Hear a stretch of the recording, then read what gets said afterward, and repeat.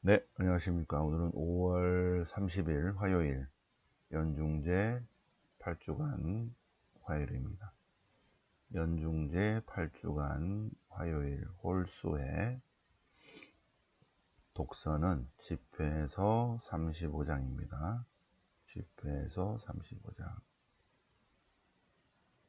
재물과 제사에 관한 내용입니다. 재물과 제사. 그래서 10편, 50편 제사에 관한 문제가 나오죠. 네. 제사로 나 맺은 계약. 제사 때문에 벌하지 않으리라. 찬양제물 바치고. 제사에 관한 시편 50편. 그래서 화답송은 시편하고 연결돼 여기 일독서와 연결돼 있습니다. 네. 자, 연중 8주간, 연중 8주간, 홀수의 복음은 마르코 복음입니다. 마르코 복음. 오늘 복음은 마르코 복음 10장. 그래서 독서와 복음하고 연결이 안 돼. 독서는 독서대로 쭉 나가서 또 바뀌고, 복음은 쭉 마르코 복음입니다. 마르코 복음 끝날 때까지 마르코 복음. 버리고 따르기예요. 버리고 따르기. 그래서 제자들이, 베드로가 대표로 저희는 모든 것을 버리고 스승님을 따랐습니다. 예수님께서 버리고 다른 사람은 받을 것이고 받을 것이고 받을 것이다. 네. 자, 성경 본문 보시겠습니다. 집회에서 35장이에요. 네. 어저께는 기념일이어서 독서와 복음이 바뀌었고, 자, 연중 8주간 독서는 집회에서 어디쯤 있나 볼까요? 네. 자, 잠언, 욥기, 고헬렛, 집회에서, 지에서 이렇게 됩니다. 지에서. 네. 잠언, 욥기, 고헬렛, 집회에서, 지에서. 네, 5개가 지혜문학입니다. 우리 성경 안에 있는 지혜문학. 또 지혜문학의 형태를 띤 여러 작품들도 있어요. 예, 내용은 지혜문학인데 예언서 형식을 띠고 있거나 이런 것들이 있습니다. 근데 대표적인 지혜문학은 잠언, 욥기, 고헬렛, 집회서, 지에서요. 마이너스 400, 최종 편집된 잠언, 마이너스 300년경에 지혜문학의 저자가 아주 놀라운 통찰이죠. 예, 놀라운 통찰. 욥기를 엮었습니다. 욥기. 예, 그래서 욥기도 굉장히 묵상할 만하죠, 그죠? 네. 그리고 기본적인 유다인들의 가치관을 뛰어넘는 코엘렛이 있고, 옛날에는 전도서라고 그랬는데 그냥 코엘렛, 독서자, 말하는 사람, 연사, 그런 의미입니다. 코엘렛. 그 다음에 할아버지가 180년경 있었고 손자가 132년에 히라보로 번역한 집회서가 있습니다. 그리고 마이너스 50년에 히라보로 쓴 지혜서. 이렇게 5가지, 잠언, 욥기, 코엘렛, 집회서, 지혜서. 이 5개의 지혜문학은 공통점이 있는데, 이 공통점은 잠언 1장 7절이다. 잠언 1장 7절. 야훼를 두려워함이 지혜의 시작이다. 그 내용이 계속 나와요. 야훼를 경외함이 지혜의 시작이다. 그 내용이 잠언, 욥기, 고헬렛, 집회서, 지혜서 계속 나온다. 오늘은 집회서입니다. 집회서 보시겠습니다. 할아버지가 180년경에 썼고 손자가 132년에 번역한 집회서 35장 재물에 관한 이야기입니다. 재물. 율법을 지키는 것이 재물을 많이 바치는 것이고, 계명에 충실한 것이 구원의 제사를 바치는 것이고, 그죠? 재물, 제사, 은혜를 갚는 것이 곡식 재물을 바치는 것이고, 자선을 베푸는 것이 찬미 제사를 드리는 것이고, 악을 멀리하는 것이 주님을 기쁘게 드리는 것이고, 불의를 멀리하는 것이 속죄 제사를 드리는 것이다. 의로운 이의 제물은 주님께 올라간다. 의로운 사람의 제사는 주님이 받아들이신다. 기꺼운 마음으로 주님께 영광 드리고 그 첫 열매를 바치는데, 봉헌하는데 인색하지 마라. 재물을 봉헌할 때 언제나 기쁜 마음으로 바쳐라. 그래서 바치는 것만큼 바치면은 갚아주시리라.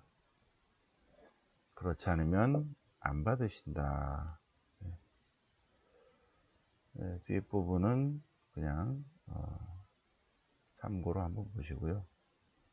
자, 그래서 시편 50편을 보시겠습니다. 시편 50편. 시편 50편 제사에 관한 거예요. 제사. 자, 주님께서 말씀하신다. 나에게 모여라. 나에게 충실한 자들아.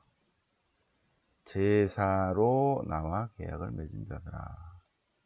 주님께 충실한 자들입니다. 자, 제사 때문에 벌하지 않으리라. 제사. 왜? 그 제사 재물은 재물은 늘 내 앞에 있다. 온 세상이 다 재물이다. 너의 집에 있는 송아지도, 너의 집에 있는 송아지도, 너희 우리 안에 있는 순념소도, 숲속의 모든 동물들도, 산에 있는 짐승들도, 산에 있는 새들도, 들에 움직이는 모든 생물이 다 재물이다. 그래서 니네가 그거를 재물을 안 바쳤다고 내가 배고프다 하지 않는다. 내가 황소고기, 순념소의 피를, 내가 황소고기를 먹고 송아지 고기를, 소고기를 먹고 염소의 피를 마시냐. 니네 그냥 그렇게 바치는 거지. 그렇지 않다. 중요한 것은 찬양 제물을 바치느니, 그게 중요한 것이다. 제물을 봉헌하는 것이 나를 공경하는 사람이고, 그래서 올바른 길을 걷는 이에게 하나님의 구원을 보여주리라. 참된 제사는 공정과 정의의 삶을 실천하는 것이다. 재물 때문에, 제사 때문에 벌하지 않으리라. 모든 번제물은 온 세상 다 내가 만든 것이고 내 앞에 다 있다. 니네 집의 송아지도 염소도, 숲속에 있는 모든 동물들, 산에 있는 짐승, 산의 새들, 들에 움직이는 모든 동물들 다 내가 만든 것이고 내가 원하면 다 먹을 수 있는데, 내가 배고프다고 왜 봉헌 안 하냐고 그렇게 말하지 않는다. 내가 언제 소고기 좋아한다고 그랬냐? 염소 피를 마시기라고 했나? 그렇지 않다. 하나님께 찬양 제물을 바치고 지극히 높으신께 소원을 채워드려라. 네. 참된 봉헌은 주님께 감사, 찬미, 찬양 드리는 것이고, 바로 그것이 주님을 공경하는 것이고, 공정과 정의의 삶을 사는 것이 참된 제사, 영성적 제사를 드리는 것이다. 네. 하느님은 영이시다. 영이신 하느님께 영성적 제사, 영적 제물을 드려야 된다. 하느님은 영이신데 하느님께 드리는 제사는 영적 제사여야 한다. 영적 제물이어야 된다. 영성적 제사는 그리스도를 통하여 그리스도와 함께 그리스도 안에서 성령으로 하나 되어 드리는 제사다. 영성적 제사, 영적 제물. 참다운 예배가 무엇인가 하는 것입니다. 참다운 예배. 참다운 예배는 찬미의 제사를 바치는 것, 주님을 공경하는 것, 올바른 길을 걷는 것, 바로 그것이다. 자, 오늘 복음은 독서와 상관없이 마르코 복음 10장입니다. 마르코 복음 10장. 10장 나온 김에 앞에 것 좀 쭉 볼까요? 네, 앞에 것. 자, 10장 17절에서 하느님 나라와 부자에 관해서 예수님께서 길을 가는데 어떤 사람이 예수님 앞에 무릎을 꿇고 스승님, 제가 영생을 얻으려면 무엇을 해야 합니까? 영원한 생명을 얻으려면 무엇을 해야 됩니까? 그래서 예수님께서 십계명을 지켜라. 십계명. 그러자 그거는 율법은 제가 어렸을 때부터 다 지켜왔습니다. 그러자 예수님께서 오 그래. 그런데 너에게 부족한 한 가지가 있다. 부족한 한 가지. 자, 그러면 여기서 퀴즈. 영원한 생명을 얻으려면 무엇을 해야 하는가? 답을 010-8889-5425로 1번 답을 해보세요. 1번 답. 1번 문제는 영생을 얻으려면 무엇을 해야 되는가가 답이 여기 있습니다. 2번 이 사람에게 부족한 한 가지는 무엇인가? 부족한 한 가지. 네. 그래서 영생을 얻으려면 먼저 하나님 율법을 지켜야 된다는 거죠. 계명을 지켜야 된다. 계명 다 지켰다. 다 지켜도 한 가지가 부족하다. 부족한 한 가지. 무엇인가? 네. 자, 부족한 한 가지가 무엇인가? 계명을 다 지키면 되는가? 근데 하나가 부족해요. 네. 그래서 요거는 영생을 얻으려면 무엇을 해야 되는가? 예수님의 답변은 율법을 지켜야 된다. 다 지켰는데도 부족한 한 가지는 무엇인가? 자, 그죠? 예. 답을 010-8889-5425로 일반 문자로 보내시기 바랍니다. 자, 두 번째, 따름과 보상. 자, 베드로가 예수님께 나서 보시다시피 저희는 모든 것을 버리고 따랐습니다. 버리고 따르기. 네. 불교의 영성은 깨달음인 반면에 그리스도교의 영성은 간단해요. 불교의 영성은 좀 어렵죠, 그죠? 깨달아야 되니까. 이 세상을 살면서 생로병사 하면서 깨달아야지 이 생로병사의 바퀴에서 탁 이제 이렇게 이 이 세상의 삶에서 이렇게 벗어나게 됩니다. 자유롭게 되죠. 리버레이션, 인너 프리덤을 갖게 되죠. 그래서 깨달아야 돼. 깨닫지 못하면 계속 돌아. 어렵죠, 그죠? 깨닫지 못하면 생로병사, 생로병사, 생로병사. 거기는 계속 다시 또 다른 걸로 태어나니까. 그런데 우리 그리스도의 영성은 간단합니다. 불교 신자가 아닌 게 천만다행이죠. 불교 신자는 생로병사해서 또 다른 걸로 태어나, 또 뭐 강아지로 태어나고, 또 사람으로 태어나고, 여자로 태어나고, 남자로 태어나고, 좋은 집에 태어나고, 가난한 집에 태어나고, 생로병사 그래가지고 아하 하고 깨달으면 이제 리버레이션 되는데, 근데 그리스도교의 영성은 그게 아니라 바로 요거예요. 이미타시오 그리스티.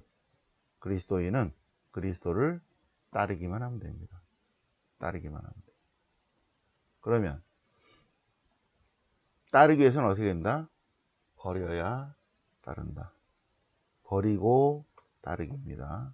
그리스도교의 영성은 버리고 따르기. 그래서 예수님을 따르기 위해서, 예수님을 제일 먼저 해야 될 것은, 따르기 위해서 뭐 아무것도 모르는데 어떻게 따라요, 그죠? 따르기 위해서 1번 알아야 되고, 알기만 하면 그분을 사랑하고, 사랑하면 그분을 신뢰하고 믿죠. 신앙이 생기죠. 믿는 사람을 따라갑니다. 그죠? 믿는 사람을 따라간다. 따라가서 어떻게 해요? 하나가 되는 것입니다. 그래서 따르기만 하면 참된 그리스도인의 삶을 사는 거죠. 따르면서 합의를 하는 거죠. 합의를 합니다. 그래서 그러기 위해서는 버리고 따라야 된다. 버리고 따르기. 베드로가 저희는 다 버리고 따랐습니다. 버리고 따랐습니다. 그러자 예수님의 말씀, 이러저러한 것을 버린 사람은 받을 것이고 받을 것이고 받을 것이다. 네, 예수님을 위해서 네, 하느님 나라의 절대 가치를 위해서 세상에 있는 상대적 가치를 버린 사람은 어려움도 받겠지만, 그러나 받을 것이고 받을 것이고 받을 것이다. 100배를 받을 것이고 100배의 백승, 영생도 받을 것이다. 중요한 거는 여기서 받는 건 중요하지 않아요. 영원한 생명을 받을 것이다. 자, 하느님 나라의 절대 가치를 위해서 세상의 상대적 가치를 버렸기 때문에 상대적 가치에서 오는 고통이나 박해나 이러한 상대적 가치에 이런 것들이 있죠. 집이나 형제나 자매나 어머니나 자녀나 토지, 이런 것들은 상대적 가치예요. 이 세상 것들은 다 상대적 가치입니다. 절대 가치가 아닙니다. 절대 가치, 영원한 생명을 받을 것이다. 자, 네. 퀴즈의 답도 여기 다 있습니다. 자, 먼저 부족한 한 가지가 무엇인지 010-8889-5425 일반 문자로 보내시고, 네, 영생을 받으려면, 네, 그런데 연결되는 거예요. 버리고 상대적 가치를 다 버리고 하느님을 따릅니다. 이미타시오 그리스도를 따르니까 받긴 받아요. 받긴 받아요. 박해, 집, 형제, 자매, 어머니, 자녀, 토지, 박해도 받는 거죠. 이 박해도 상대적 가치라는 거예요. 상대적 가치. 인간이기 때문에 받는 것입니다. 인간의 이쪽을 뛰어넘으면 뭐 아무 의미가 없죠. 하느님 나라에서 영생을 받을 것이다. 그리스도와 하나 되면 예수님을 알고 그분을 사랑하고 그분을 신앙하고, 그죠? 그분을 따르면 그분과 하나 되어서 하느님이 갖고 계신 영원성, 하느님의 영원성을 우리도 받는 것입니다. 영생을 받을 것이다. 그러나 첫째가 꼴찌되고 꼴찌가 첫째되는 것이다. 요게 또 애매하죠, 그죠? 첫째가 꼴찌되고 꼴찌가 첫째될 것이다. 어저께도 강의 시간에 얘기했지만, 닭볕을 한 사람도 있고 해병대 모자도 쓴 사람이 있는데, 첫째가 꼴찌되고 꼴찌가 첫째되고. 자, 시골에 순한 할머니가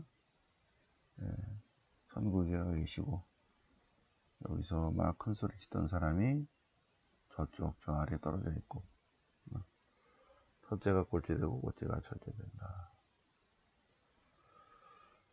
그 다음 거까지 할까요? 네.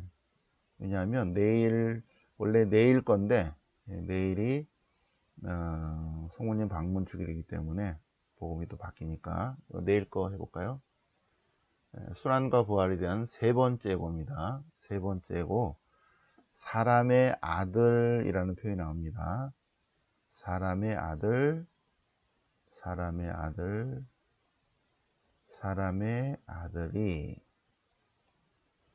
사람의 아들이 순환받고 죽임을 당할 것이다. 그러나 사람의 아들은 3일 만에 다시 살아날 것이다. 예수님 당신 자신을 얘기하는 거예요. 순환과 부활이란 세 번째 예고입니다. 순환과 부활이란 세 번째 예고.